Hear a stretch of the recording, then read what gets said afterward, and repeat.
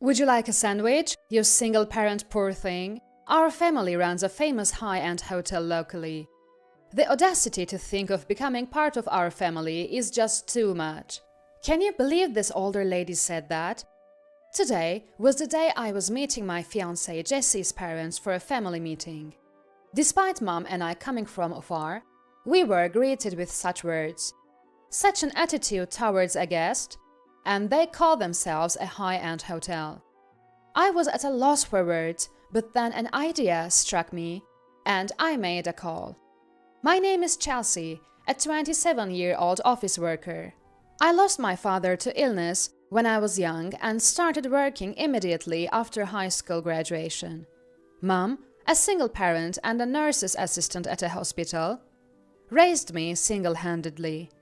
She's hardworking, attentive, and popular at the hospital. I admire her immensely. I have a fiancé, Jesse. We met when he transferred from the Boston branch to the New York head office of our company. Attracted to each other, we dated for a year before deciding to marry. Jesse, 30 years old, is a reliable and dependable man. Our days together are joyful, and Mom approved of Jesse, calling him a wonderful man. We were relieved to be recognized as. Everything was going smoothly towards our marriage, but there was one tricky issue. It was about Jesse's parents, soon to be my in-laws. Jesse's family owns a century-old luxury hotel in Boston, frequented by celebrities and dignitaries. His father is the general manager, and his mother the hotel manager. Jesse, being the eldest son, is expected to take over, but he has no interest in it. His younger brother, already working as the managing director, seems the likely successor. This brother is married, and his wife works as the front office manager. According to Jesse, his mother is very harsh with the front office manager. Jesse's parents have an old-fashioned mindset, believing the eldest son should take over, especially a prestigious graduate like Jesse. They see me, Jesse's fiancé, as unsuitable and have been opposed to our marriage from the start. Despite several attempts to arrange a family meeting, they always claim to be too busy. Finally, Jesse managed to persuade them to meet. I called to arrange the meeting and thought Mom and I could stay at the hotel. The hotel manager, my mother-in-law to be, answered the call and said, "Our hotel is at least $400 a night. Can you afford that? I hear you're a single parent's high school graduate." Excuse me? I'm telling you, we're meeting only because Jesse insisted, and I do not approve of you. There will be no special discounts. You're not expecting Jesse to pay for you, are you? What's wrong with this woman? Is this how a hotel manager speaks to a guest? Don't worry, Jesse has informed me about the cost, and of course we will pay our own way. Well, if you say so. Though I think it's a wasted effort, enjoy this once-in-a-lifetime experience. I was simply disgusted by her sarcasm. When I told Jesse, he was furious. "We don't have to go there anymore. Let's apply for a marriage license here and have our wedding," he said, and it made me happy. But we can't just avoid them completely. We should at least formally announce our marriage, I replied. Jesse seemed reluctant, but I believed a face-to-face conversation would clear things up, and so the day of the family meeting arrived. We were shown to our room by sister-in-law. Jesse, after dropping off his luggage in the room, joined us in ours. "Hotel manager will be here shortly. Please wait here. We've prepared some Boston cream pie for you, if you'd like to have some." Sister-in-law was a sweet and adorable person, the kind you'd want to protect, even as a woman. Suddenly, the door burst open. "What are you doing? There are more important rooms to tend to. Hurry up!" An angry voice directed at sister-in-law. "Such a room? Thank you for coming from so far. I'm the hotel manager and Jesse's mother." It was Jesse's mother-in-law, who rudely entered our room uninvited, taking the time to greet us. "But what kind of dress is that? It looks like room attire." True, our clothes were casual, but we had planned to change into something more formal for the greeting. She intruded without invitation. "Busy with a group reservation today. I don't have much time, so let's make this quick. General manager is busy too, so for now, I'll decide if you're satisfactory." She scrutinized us from head to toe as if appraising us. We were interrogated about everything from how we met to our backgrounds and current jobs. Then, with a heavy sigh, she said, "Jessie, are you really not going to take over the hotel, bringing such a poor commoner as a partner? It would have been better if at least she looked more presentable. She's tall and almost mannish, and both mother and daughter look so shabby."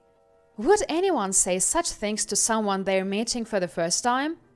Jessie, trembling with anger, retorted, "What? Enough of this! This is too disrespectful! I've said it many times, I'm not interested in taking over. I don't mind severing ties with you guys." "What? Did this woman bewitch you?"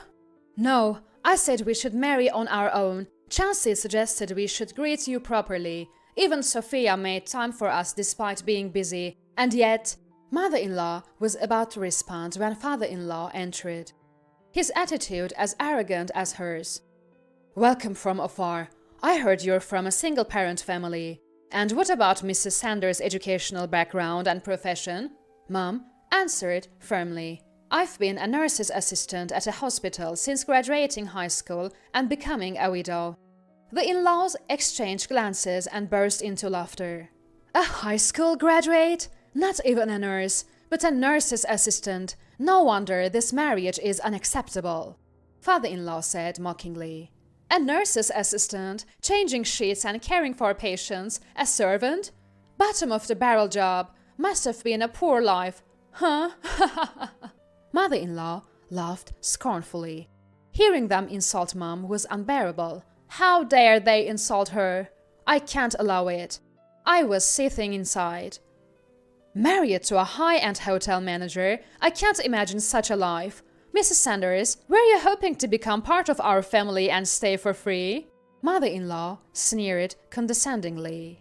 But Mom, who had been silent, finally snapped.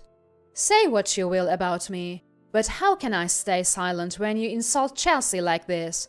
Such vulgar words towards guests. Maybe you should acquire the grace befitting a luxury hotel." It was the first time Mom raised her voice like that. She was furious. Mother-in-law briefly flinched, but then scoffed. "Words from a loser in life don't affect me. Well, since you're here, how about a sandwich after dinner? You single-parent poor thing. Our family runs a famous high-end hotel locally. The audacity to think of becoming part of our family is just too much. Can you believe this older lady said that? And remember your place. We don't want the hotel's reputation to drop. Please don't come again." Such an attitude towards a guest. So much for a high-end hotel. And father-in-law too. "We've prepared the cheapest room to avoid any payment issues. It's still luxurious for people like you, I suppose." With a disdainful look, he looked down on us. "What do you mean by sandwiches after dinner? Are you implying that poor people need more than just dinner? It seems my hint for you to leave soon hasn't gotten across. This is the problem with single parents and their poor upbringing. Then, we'll be going back to our work now." The in-laws stood up and hurriedly left the room. "Chelsea, I'm really sorry. Sophia, too. I apologize for my rude parents. Now, you see, Chelsea, let's cut ties with parents like them."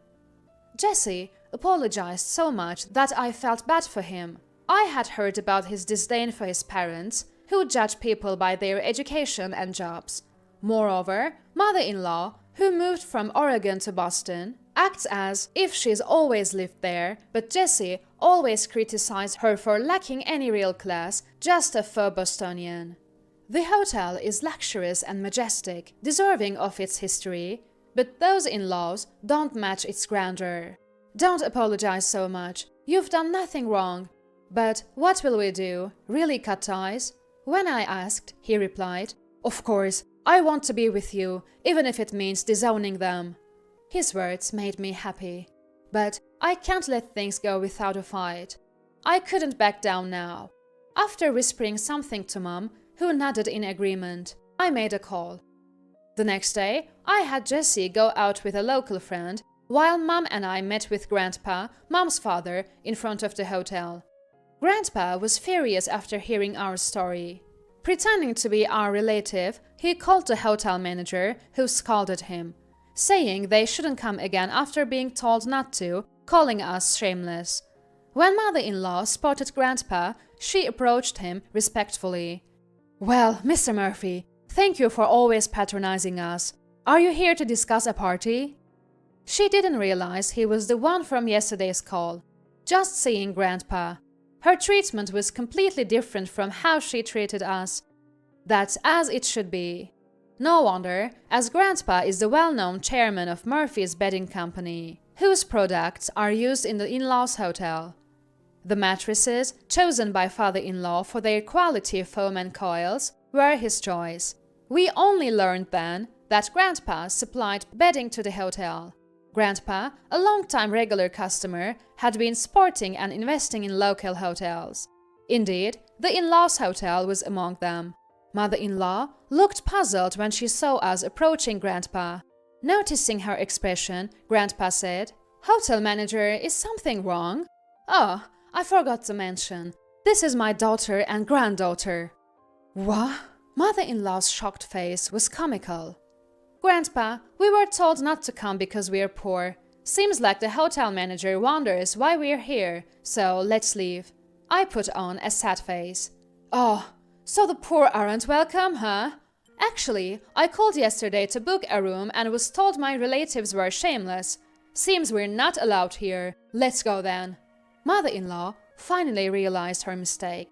Yesterday, Grandpa had introduced himself as Murphy, but treated dismissively once they knew he was our relative.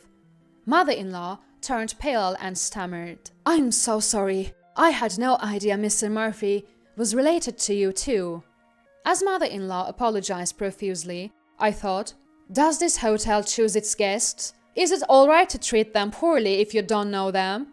When Grandpa spoke, "No, there's been a misunderstanding." I wondered what kind of misunderstanding. It was hard to suppress my laughter.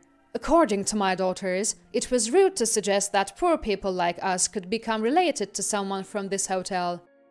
I apologize for not realizing sooner. It's indeed presumptuous for poor people like us to think we could be related to you. Grandpa's words left mother-in-law repeating excuses and denials. "We're sorry for our shabbiness. Dad, Chelsea, let's leave. Thank you very much for putting up with the poor." Mom delivered the final blow. "Wait, please. That's not it. Wait." Ignoring mother-in-law's panic, we left the hotel to meet Jessie and went to a famous handmade donut shop in Boston for tea. "I'm really sorry." Jessie apologized repeatedly. "That's why I keep saying you've done nothing wrong, Jessie. Let's apply for marriage and have a party, inviting only the relatives we want," I suggested. "Jessie, cutting ties with your parents requires serious resolve. Don't make such a decision based on momentary emotions." "Have you really thought it through?" Grandpa asked. "Yes, I'm thoroughly disgusted with them and ashamed to have them as parents," Jessie answered, looking Grandpa in the eye. "Well then, I have nothing more to say. Discuss your future together," Grandpa kindly advised. Then my mobile phone rang. It was mother-in-law. "I'm sorry. I wish you had told me Mr. Murphy was your relative." Mother-in-law's pitiful excuses. "I didn't know either. Your attitude changes quickly when you realize I'm a client's granddaughter. We won't be using your hotel anymore, so don't worry about lowering your standards." "No, please reconsider." The phone was passed to Grandpa. "Your apologies are unnecessary. I've directed our company to use a different hotel. We've been patrons for years." Grandpa declined her apology politely. "Please, do something about this. We are withdrawing our investments too." "It's a shame. We've supported your hotel since my father's time for its interior and service. We thought becoming family would be an honor, but you wouldn't want poor people as relatives, right?" "Not at all. It would be an honor to be related to Mr. Murphy. I'm truly, truly sorry. You would have insulted me like my daughters if you didn't know who I was. Sorry. But we can't continue a relationship with such people. Oh, and my other granddaughter posted a lot about your hotel and social media. Enjoy that. Goodbye. Wait, please, Mr. Murphy. Ignoring mother-in-law's plea, Grandpa hung up. The other granddaughter is my cousin who joined us here.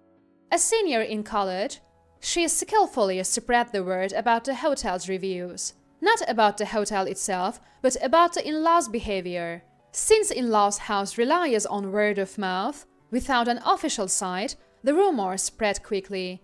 It became clear from other reviews that the treatment of celebrity guests and those on budget plans were drastically different. My cousin was excited. "Grandpa, that was so cool just now." I thanked him. "What are you saying, Chelsea? I'm like your dad. If anything happens, I'll protect you with all my might. I've been lonely because you never relied on me.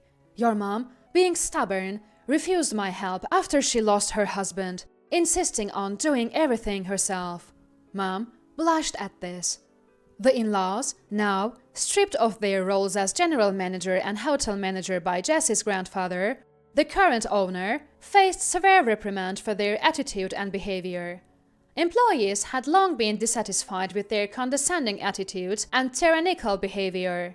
They were known to look down on cleaning staff and never even greeted them, leading to a high turnover rate. Replacing the in-laws with brother-in-law as a new general manager and sister-in-law as a new hotel manager prevented further resignations.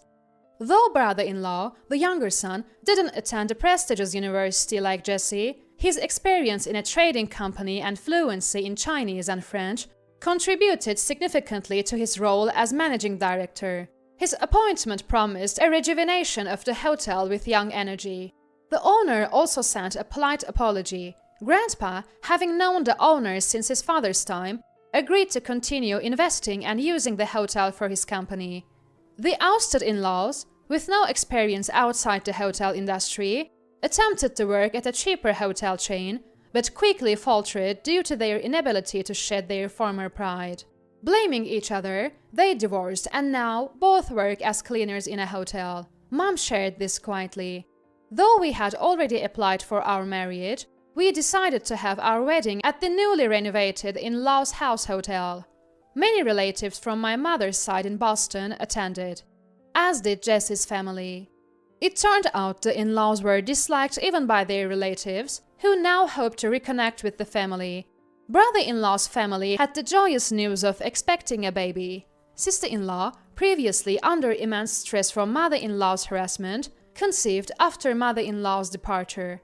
My husband and I promised to treat ourselves to brother-in-law's hotel every anniversary, paying full price. Of course, we will pay for your stay. The owner, as an apology, offered us a half-price stay for our first anniversary, which we gratefully accepted. And now, I'm expecting a baby. Seeing how strong and resolute Mom was when faced with the in-laws' abuse, I admired her even more. I aspire to be a strong and resilient person like her, a mother who can protect her child.